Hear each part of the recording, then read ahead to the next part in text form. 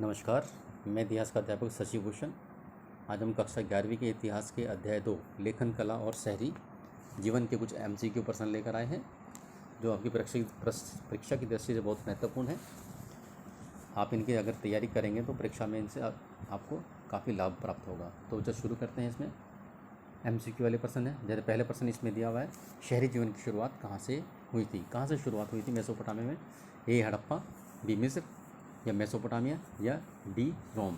तो बच्चों, शहरी जीवन की शुरुआत मेसोपोटामिया से मानी जाती है। इसका आंसर हो गया सी। प्रश्न नंबर 2 पर आते हैं। यह है, मेसोपोटामिया किन दो नदियों के बीच में स्थित था? ए दजला फरात, बी रावी व्यास, सी गंगा यमुना, या डी नील अमेजन। तो इसका आंसर है ए दजला और फरात नाम की दो नदियों के बीच ये मेसोपोटामिया नगर स्थित था। फिर प्रश्न नंबर 3, 2000 ईस्वी पूर्व के बाद दक्षिणी भाग को किस नाम से जाना जाता था?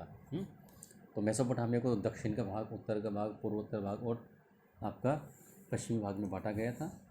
तो इसको किस नाम से दक्षिणी भाग को जाना जाता है? ए अक्काद में, या बी बेबीलोन, या सुमेर से, या फिर असीरिया से है।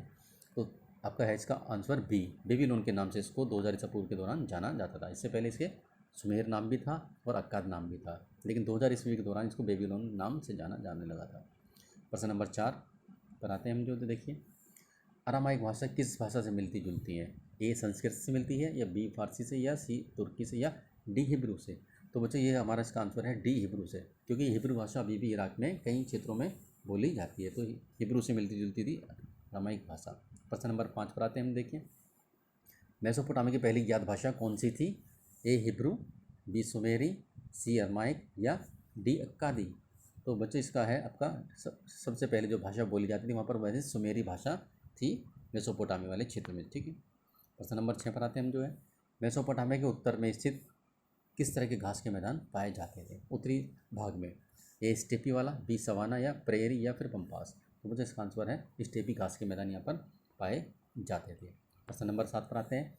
किसान और गडरियों में झगड़े के क्या कारण थे? हैं किसान और गडरियों। नंबर 1 या ए, पशुओं द्वारा कृषि को नुकसान पहुंचाना, यानी कि अगर इनके पशु जो है वहाँ खेत से जाएंगे तो खेत बर्बाद हो जाएगा।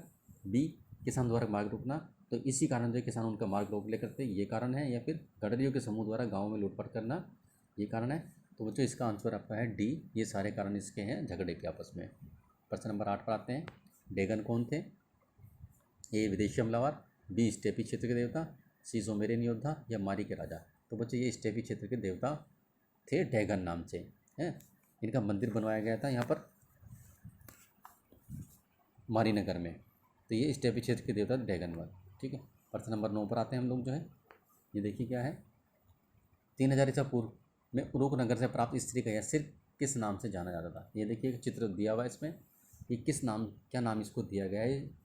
इसको जो है ए एनमार्कर, बी शुमार, या सी वारकासीस, या जेनेसिस। तो बच्चा, ये वारकासीस के नाम से इसको जाने जाती है। ये चित्र जो दिखा रखा है आपको।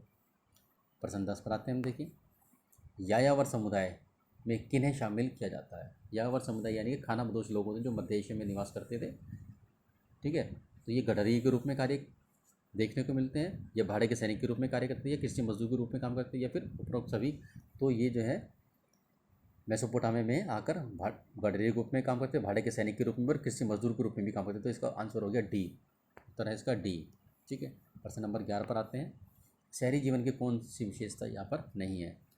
शहरों में श्रम विभाजन, आर्थिक गतिविधियाँ यानी कि व्यापार और उत्पादन, सी कम जनसंख्या घनत्व, या डी सामाजिक संगठन। तो बच्चों, इसका आंसर आपका है सी। ठीक है। यहाँ पर कम जनसंख्या घनत्व नहीं होता, शहरों में जनसंख्या घनत्व ज़्यादा होता है, ये इसका गलत है। प्रश्न नंबर 12, मेसोपोटामिया में किस प्रकार के नगर देखने को मिलते हैं? इसमें देखिए, धार्मिक नगर, बी व्यापारिक, या सी शाही नगर, या उपरोक्त सभी।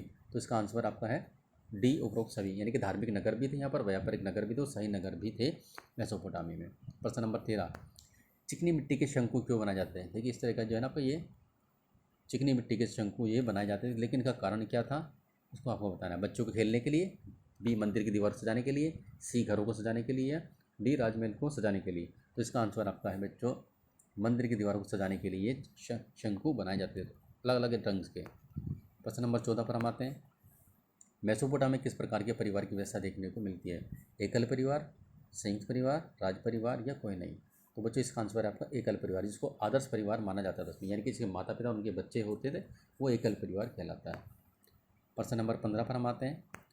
मारीनगर किन दो नदियों के किनारे स्थित था? ठीक, ए मारीनगर किस नदी किनारे स्थित था? दजला, बी नील, सी फरात या अमेजन? तो बच्चों ये मारीनगर जो है फरात नदी के किनारे पर स्थित था। प्रश्न 16, मेसोपोटामिया मंदिर के प्रमुख कार्य क्या थे? हैं, मंदिरों के द्वारा कौन कौन से कार्य किए जाते थे? ए अन्न, हल जोतक, पशुओं, रोटी, जौ की शराब, मछली आदि के वितरण के अभिलेख पालक, यानी कि इन सब का रिकॉर्ड रखने वाले रखा जाता है मंदिरों में। अन्न कितना हुआ है, हल जोतने वाले पशुओं की संख्या कितनी है, रोटी जो है कि यहाँ पर स्थिति जो थी उसका भी रिकॉर्ड रखा जाता था, जौ की शराब कितनी बनाई जाती है क्षेत्र में, मछली आदि जो है उसका भी हिसाब किताब रखा जाता था। और है बी व्यापारी की नियुक्ता। फिर सी है घर परिवार से ऊपर के मामलों में व्यवस्थापक, इन मामले या उपरोक्त सभी। तो इसका आंसर है डी, ये सारे काम, इससे ऊपर के जो सारे काम दिए हुए हैं ये सारे काम मंदिर के द्वारा किए जाते थे। प्रश्न नंबर 17 पर हम आते हैं कि मारी में जिमरी लिम के महल का निम्न में से किस कार्य के लिए उपयोग नहीं किया जाता? यानी कि जिमरी लिम की जो महल था कई तरह के कार्य वहाँ से किए जाते थे, जो नहीं किया जाता वह बताना आपको। शाही परिवार का निवास स्थान, ए बी धार्मिक प्रयोजन, सी प्रशासनिक कार्य या डी कीमती धातुओं का आभूषण का निर्माण स्थल। तो बच्चे इसमें है आपका धार्मिक प्रयोजन के कार्य यहाँ पर नहीं होते थे, बाकी तीनों प्रकार के कार्य यहाँ से किए जाते थे। प्रश्न नंबर 18 पर आते हैं हम। देखिए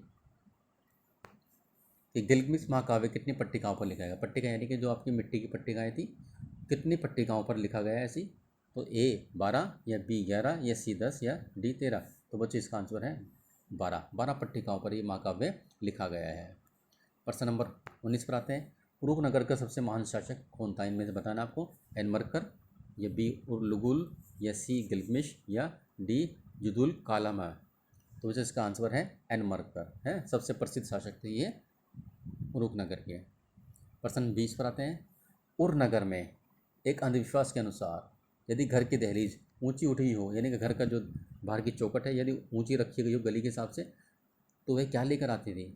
ए परेशानी, बी खुशहाली, सी धन दौलत या डी शुद्ध वायु?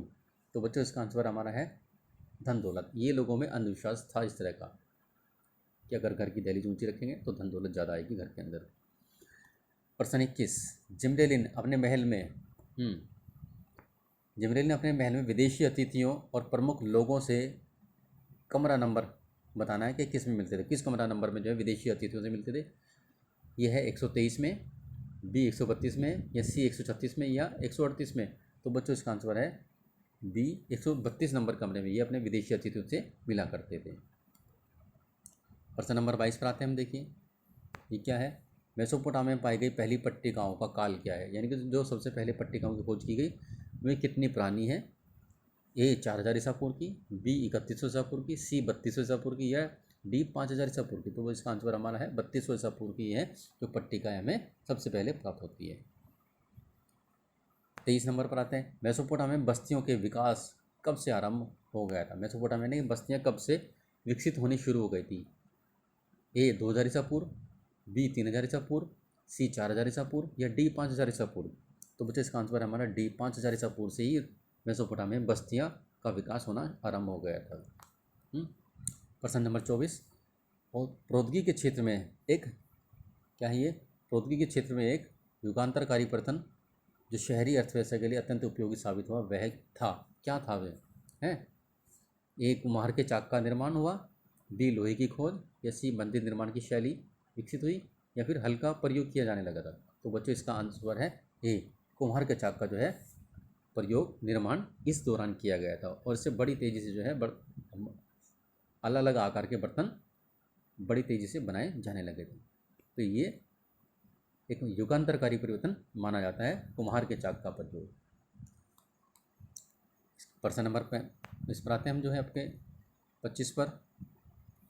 25 नंबर प्रश्न है हमारा, ये देखिए क्या है इसमें कि एनमरकर ने खालिस्तान को सजाने हेतु अपने दूत को है कहाँ पर?